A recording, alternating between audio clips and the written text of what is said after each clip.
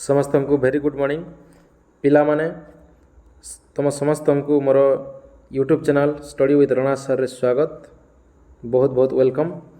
तो आज आम डिस्कसन करवा आमर षष्ठ रु नवम श्रेणी पर्यंत हेबाकुथिबा हाफ इयरली अर्थात षाण्मासिक परीक्षार टाइम टेबुल एवं तार डेट विषय रे।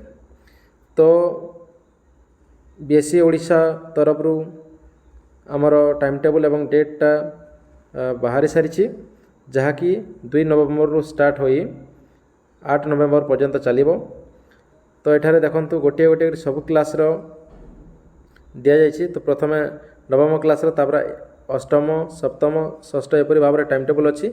तो समय हूँ 10:30 रु 1 पर्यंत परीक्षा हेबो 2.5 घंटा समय मिलिबो। तो 2 तारिख दिन नवम श्रेणी रो फास्ट लैंग्वेज परीक्षा अच्छी।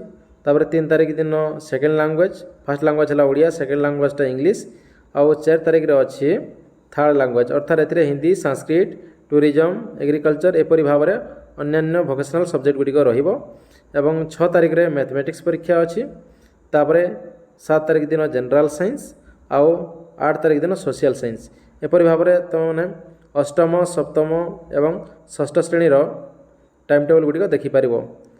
जदि ये चैनल टी तुम किसी इनफॉर्मेटिव होता समस्त को